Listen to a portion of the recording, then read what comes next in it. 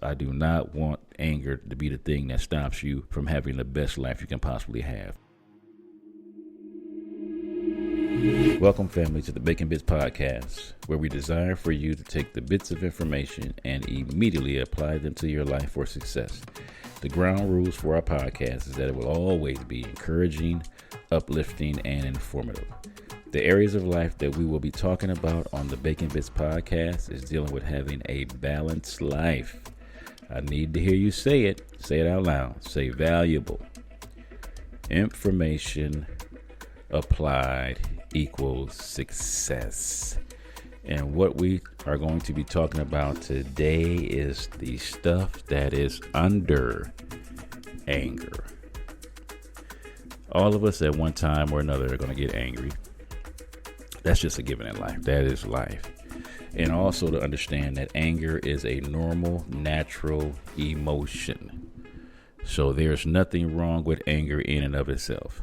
Got to get that out front. There is nothing wrong with anger in and of itself. But anger itself is usually referred to as a secondary emotion. It's usually not the main thing that's going on when we are actually angry. This because we tend to, as people, resort to anger to protect ourselves and cover up vulnerable feelings. And it's totally understandable because we always want to protect ourselves. And I totally get that and totally understand that, man. Never want to leave you out there vulnerable because those feelings we feel helpless at times. So the emotion sometimes and the anger kicks in to protect us. And some of the emotions beneath the anger is very difficult to identify. Some of it is hard to admit. And definitely difficult to discuss because I used to be one of those people that used to get, I call it rage. I wouldn't even call it anger. I would get so mad because I couldn't articulate my anger. So that was really big for me to finally take anger management classes, learn how to discuss, the exact way I was feeling because of anger. And it wasn't the anger itself, because sometimes we just going to have plain anger, and that's valid. But oftentimes we are usually experiencing a mix of emotions, man. It ain't just the one thing. So it could be anywhere from sadness to disappointment to loneliness to being overwhelmed, being embarrassed, hurt, helpless.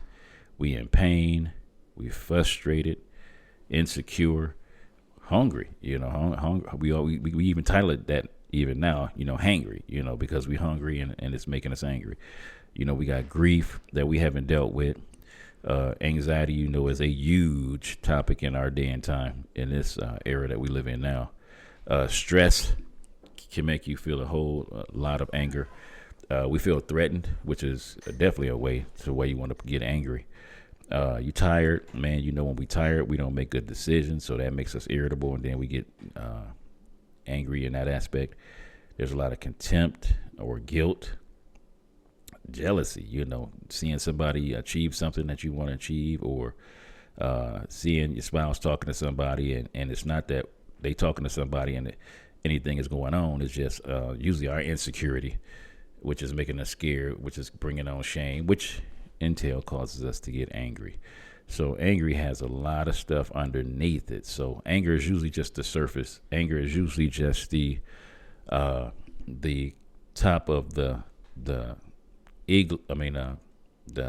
Lord forgive me, top of the iceberg. It's usually something way deeper than that. So some questions we got to explore and answer, and ask ourselves is, are we angered at? What is our anger triggered by? So let's sit down and take some time, because especially for my people that's out there that, man, guess what? There's levels of this thing that can't be dealt with for the simple fact that, if you're a man, we ain't supposed to go to no, therapy. So we always have to get past that stigma. If you're a minority, I told you that's a huge one, man. That usually stops us from going to get the help that we need. So for a lot of you guys that's listening to this podcast, this is going to be a type of therapy for you. This is not, I'm not a therapist, licensed therapist or anything of that nature, but I sure want to help as many people as I can to get to getting some help with their anger, because I do not want anger to be the thing that stops you from having the best life you can possibly have, man. So we have got to dig deeper and ask ourselves some of the questions that hold us back from having that great life. So once again, some of the questions, man, is what is your anger often triggered by? That's a big one. So I used to always feel disrespected, or felt like, because I was black, it was a race thing. And sometimes it is that, but most of the time it's not that. But that would make me appear and feel angered, and that would cause me to have an outlash. What am I currently dealing with that's causing me anger? If I'm having some anger at that moment that you're dealing with it, you have to ask yourself the question, has your anger affected other people? And how have it affected other people? Has it made them, frustrated? Has it made them scared to be around you because of the outburst that goes on? Has it made them feel helpless, that there was nothing they could do? Is it causing them anxiety and stress? So you got to ask yourself those questions about the people that you're around, that your anger is causing them to feel some type of way. What emotions are acceptable for you to display as you were growing up, because I used to go out and sports was a big one, so anytime you was playing physical sports, that was a great way to, bump into people and tackle them or anything of that nature to get that anger off when that's not dealing with the issue. That's just feeling like you're getting rid of some of the frustration that's going on. How do you show difficult emotions? When you're going through stuff like when my wife had went through her brain surgery, what are you supposed to feel, man, when those types of things happen? You feel a sense of sadness because that was something that we didn't ask for this. You're feeling hurt because you wish it was something that you could do about it. There's guilt because, she the one got the brain tumors and I didn't get them. So there's a form of guilt there, which in turn was making me angry and wanting to go out and just destroy some stuff just to get that guilty feeling off. But there's nothing that could be done. It was what it was. And it was our jobs to allow ourselves to grieve and deal with the issue as it was happening.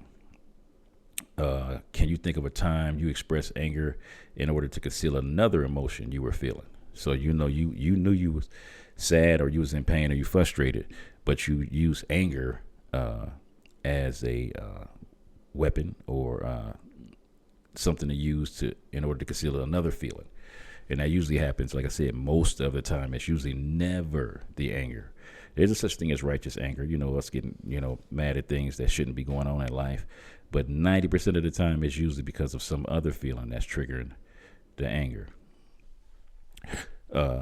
Ask yourself, is it the anger that you have healthy? And when is it becoming unhealthy? It's healthy because you're having the anger and you're acknowledging that you have the anger.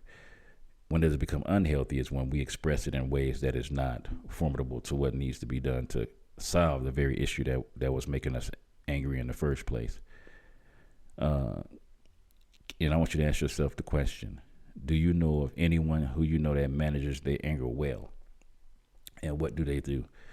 And being in the time frame that I'm in now in my life, I can honestly say that I think a lot more first before I respond. I make sure I've gotten the information that I need before making a decision to blow off and things of that nature. But I do have moments, and it's happened twice in the last couple of years, where I felt some type of way being in parking lots at stores.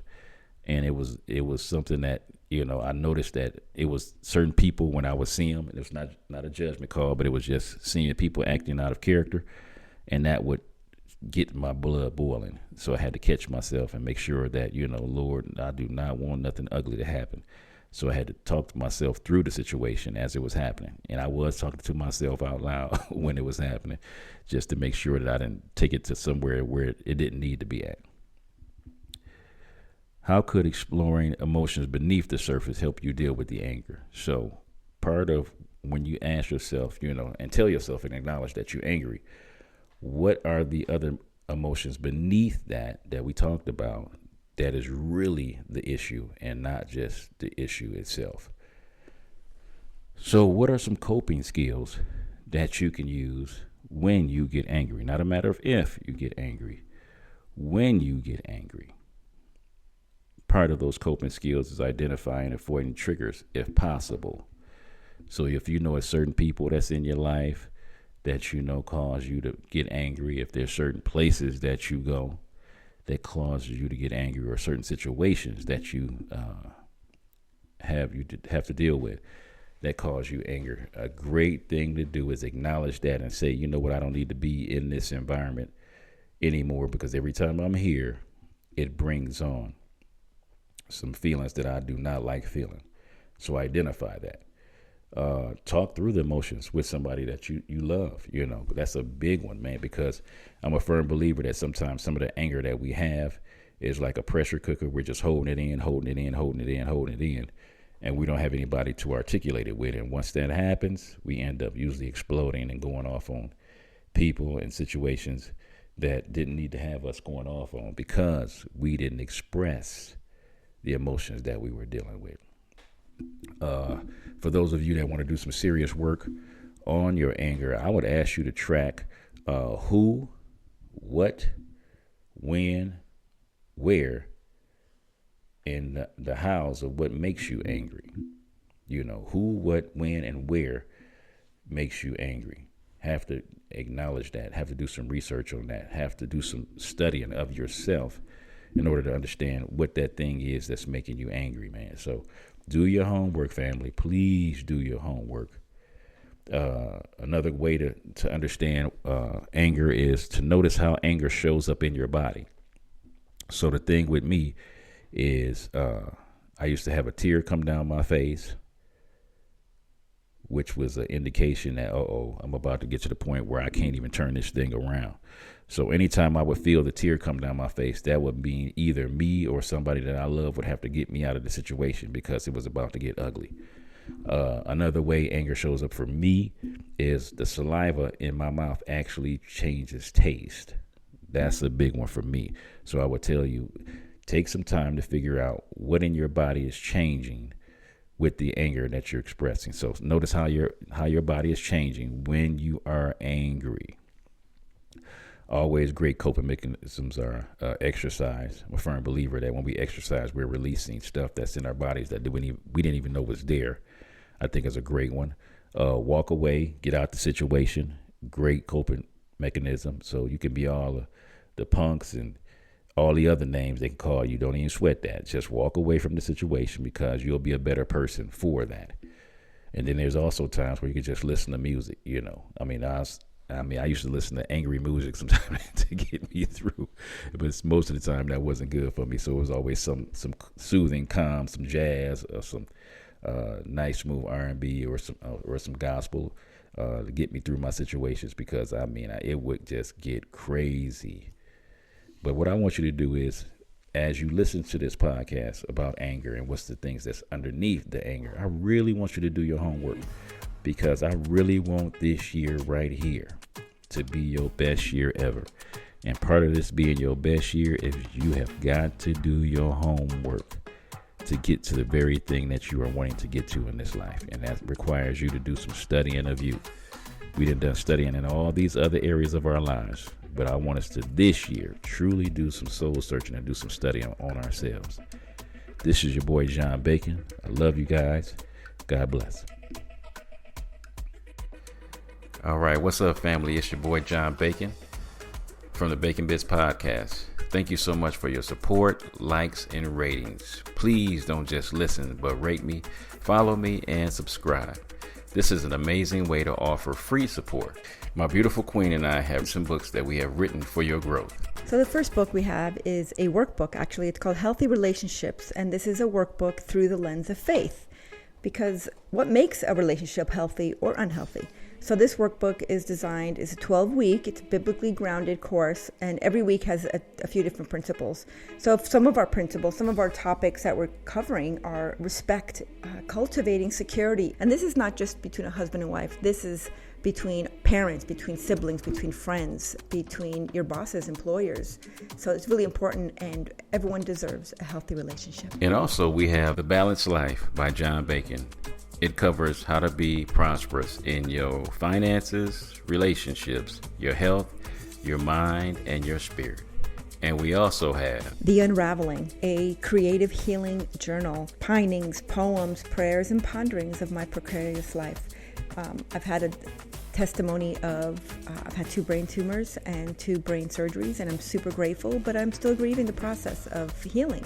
And this is part of the process. In this book, you have devotionals, you have prayers, and you have some ponderings. And in between these pages, there's a space for you to also be prompted to paint and to create your own, or maybe you want to write something in these books. This is part of your creative healing journal that we get to walk through together. And you guys can just head over to Kingdom Servants First. Kingdom Servants, the number 1, st.com. And you can purchase all 3 of these books. Thank you for your support, your love, and your contributions. God bless.